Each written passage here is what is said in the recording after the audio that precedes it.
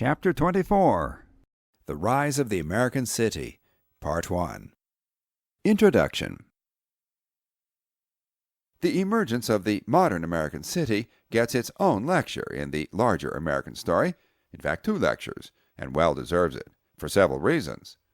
First, as cities go, American cities are unique in the world, and were unique from the beginning of the industrial age. Sure, they are where it's happening, in every way, culturally, economically, and politically, but all cities are where it's happening. The American city, though, became a microcosm of modernity for the emerging nation, the laboratory for social experimentation on a big scale to figure out how large numbers of people could live successfully together in the emerging industrial age. It's an ongoing story, which we will come back to as the country matures into modernity. By now in the story of American history, we are talking about your world, because you very likely live in a city or in the suburb of a city. So you will begin now to recognize, personally, some of the story of the American city, even though some of it happened over 100 years ago. Because cities have always had to solve the same problems since time out of mind. The Romans, for instance, had crime and congestion problems in their cities, just like we have in ours. They even had gangs, and the gangs had tattoos.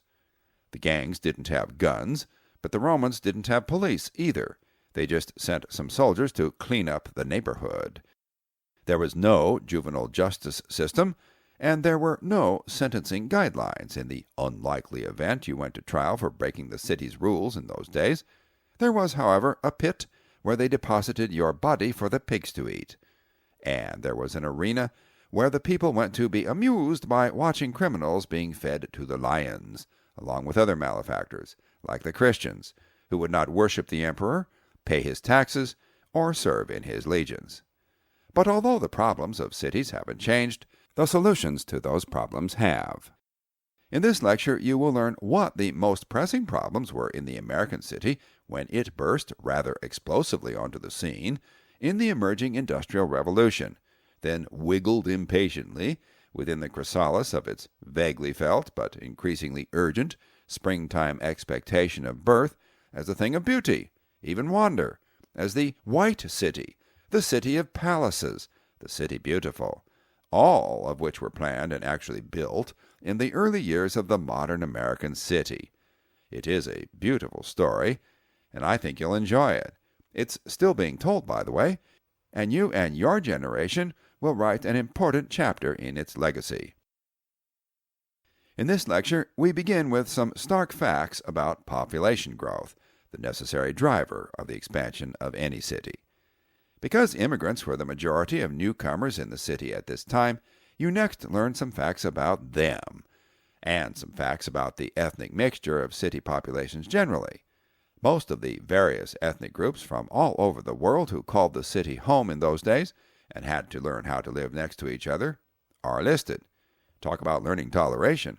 It's amazing there weren't more riots and fights than actually occurred. You'll learn all about that too. Now keep in mind, we are still talking about the city of wood and stone in the beginning, before the iron and then the steel-framed skyscrapers changed the landscape and the cityscape and created a completely new and different kind of city starting in the 1880s. In fact, that technology is what you learn about next, mostly from an engineer's point of view. Next, you'll learn about the invention and development of mass transit, electrification, and the provision of water and sewer systems in the city, all of which had to be developed and installed at the same time, because you have to have a way to move all the millions of new city dwellers around on the street who work in the new skyscrapers, and the streetcars, trolleys, and subways can only run on electricity, so you have to have electrification, and all those people need water to survive and a place to potty when nature calls.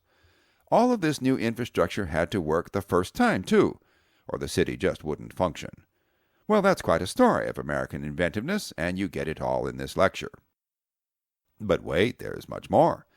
The city's millions of new workers had to have a place to live. They didn't live.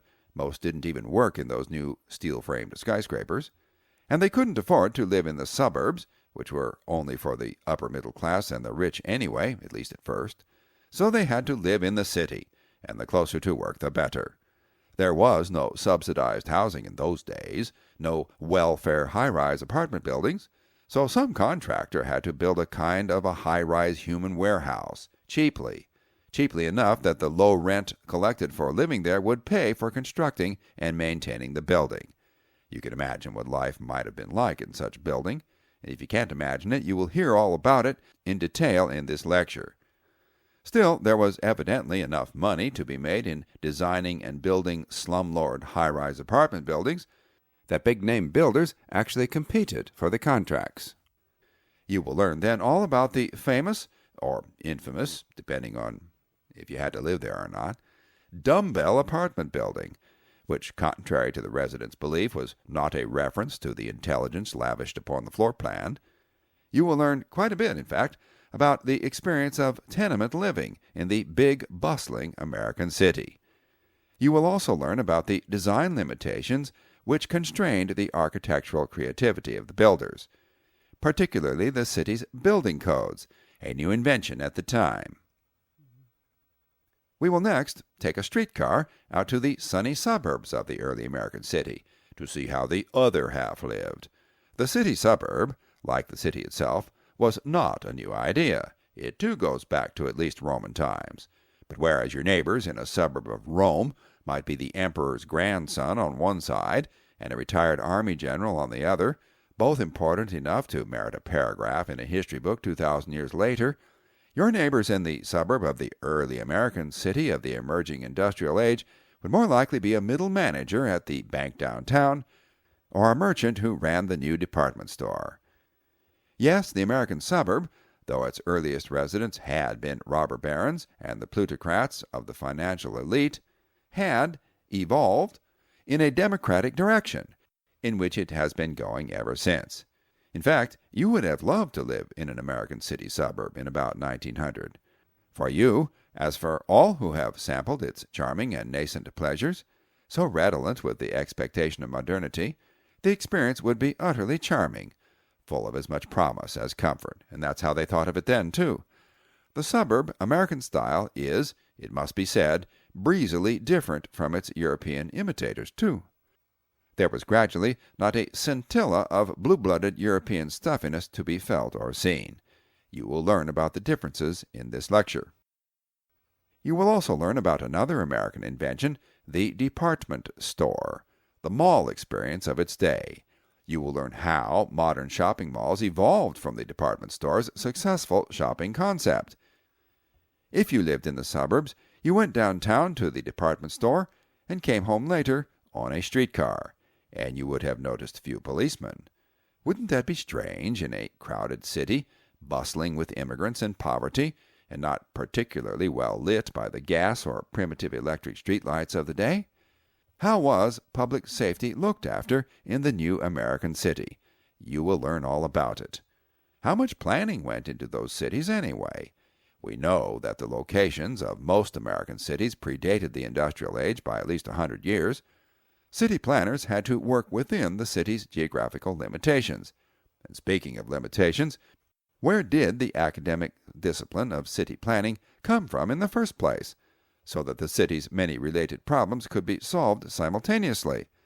Think about all the problems a city has to solve, especially in the beginning. Traffic, transportation, building codes, water supply, sewage treatment, food supply, public safety, clean air, aesthetic appeal, parks and recreation, zoning. Now imagine millions of people wanting to live and work in that city. That's a nightmare of planning. How did they do it? You will learn how they did it in this lecture. And I'll just tell you right now, in some cities they did it magnificently, even magically. You'll hear the details right here. Not so magical, however, were the problems associated with the tide of immigrants who were, during those years, washing up on every American seashore, because they had heard, as all immigrants hear, that this place was a land of opportunity. There was a screening process for them, but most passed through it, and whole chapters have been written in American history textbooks about their experiences and the generations-long process of assimilating immigrants, of turning them into Americans, which ended up meaning their assimilation of American values of individualism and habits of self-reliance, along with learning English, and then combining those values with whatever habits and cultural practices and points of view they were most fond of from the old country. How successful was that acculturation process, considered so necessary at the time in the early city, and what was done, if anything, to accelerate it? You will find out. You will also learn about religion in the city, about which you know something already from the lecture on the Gilded Age. Now you will learn about religion for the ungilded in the Gilded Age, religion for the unwashed masses, as they were called, including the armies of immigrants and the millions who never found a bootstrap to pull on in their quest for upward mobility. The religious outreach extended to them was called the social gospel.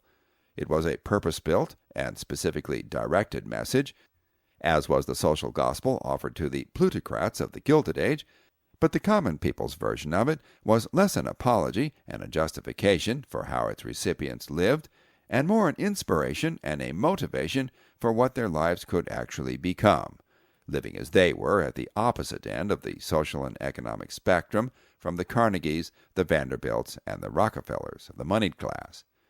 In the city there was a religious experience for every social station and every pocketbook. The social gospel for the poor turned out to be a lot more important in the long run than the social gospel for the rich, and you will learn several reasons why.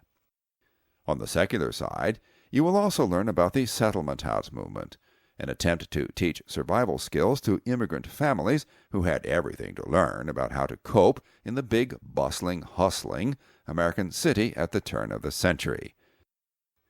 A more conflicted chapter in the American story is the response of American nativists to the presence of the immigrants. Today, we associate the nativist demands with all kinds of unflattering motives. Nativists were, and are, presumed to be, racist, bigoted, intolerant, ignorant, xenophobic. Certainly they attracted people who feared change in the country and valued security, which was for them the life and culture they knew. But look beneath the surface of the nativist arguments in those days, and you find logic that was, at that time, unassailable and historically validated. In this lecture, you will learn what those arguments were, and what that logic was, and what the nativists intended to do to carry forward their agenda on immigration. Finally, you will discover to what extent they got the outcome they sought. Their arguments are made today with even more urgency, so this part of the lecture is very timely for you, right out of the front page of the daily newspaper, in fact. You might think that nativists in America's big, bustling cities would at this time be the last people to appreciate the sentiments of poetess Emma Lazarus' compelling poem inscribed at the base of the Statue of Liberty, the one inviting the world to give us its tired, its poor, the wretched refuse of its teeming shore, where we, according to the poem, lift the lamp beside the golden door of opportunity for all people, not just immigrants. But in this lecture you will be surprised what nativists, along with most other Americans, actually thought about that promise Emma Lazarus made in her elegiac appeal to the soul of America. You will learn what the nativists thought the real problem was with immigration, and how they intended to solve it to everybody's satisfaction, including the satisfaction of the immigrants. The next topic in this lecture is actually related to that solution, as we discuss the American public school system and how it evolved in the early years of the industrial age, mostly in the cities, since that's where education made the most difference. Also included is an account of the astonishing Chautauqua movement, which was a combination of what we today would call adult education, outdoor entertainment, inspirational speaking, religious revival camp meetings, and university extension classes. There had never been anything like it in this country, and there has been nothing like it since. President Teddy Roosevelt said of the Chautauqua movement that it was the most American thing in America. It was huge, and it lasted a long time, about 50 years. At its height, Chautauquas inspired, entertained, and educated 45 million Americans each year, at a time when the population of the country was 116 million people. That would be like entertaining, educating, and inspiring 120 million Americans today, each year, and not just by giving them a television show to watch. Those 120 million people would get in their cars and actually drive somewhere and spend the day, or a few days, until the Chautauqua had sated their desire to learn and to absorb all that it had to offer. All the stadiums filled by the NFL every year, including the Super Bowl, and all the arenas filled by the NBA put together don't come close to the magnetic, popular attraction that the Chautauquas had in their time. There were compelling reasons, urgent reasons, why the Chautauqua movement was so popular for so long, especially in and around America's big cities, and you will learn what those reasons were. We then move on to an account of what was happening in the American South, especially in and around southern cities, where the Chautauquas were, among other influences, inspiring two schools of thought among black people who wanted to bootstrap both their individual and their collective fortunes into a new stratosphere, for them, of opportunity possibilities. You will learn what those two schools of thought were, and how they played out in America's cities, especially the southern cities, where education seemed to be the key to both prosperity and racial equality. And on a related subject, you will next journey into the promising world of higher education for women, also a topic of importance in the city, since that's where the colleges and universities were. You will be pleasantly surprised when you learn what was going on in this combative area of higher education. I'm not going to give away the ending of the story, of course, but I will say that the good guys, actually in this case the good girls, won in the end. Related to that, and happening at the same time, was the crusade for higher education for enterprising black people, because some always defied the odds and had gotten through the prejudices of the public education system of the day, and had sought, and were certain they deserved, a college education as well. Again, the city was the arena where that battle for educational justice and equality was fought. And while black college kids and their advocates were strapping on their armor for that fight, an even more comprehensive contest was being waged not only in the cities, but also out in the country, by advocates of the land-grant college system, who aspired to make college education affordable for every American student who wanted a college degree. That story, too, is in this lecture. Education, most Americans thought, was the key to the country's success and to its future, and that future was in America's cities. So the battle for higher education for all aspiring Americans, regardless of race, gender, or economic status, was fought there. Unless you are attending a private college, the reason you have a public university available to you, regardless of your race, gender, or economic status, is because of the work of educational reformers who provided you that opportunity during this formative period of the growth of the American city. In the next lecture, we will pick up the thread of the story of the American city in the early industrial period in America and carry it forward to other topics.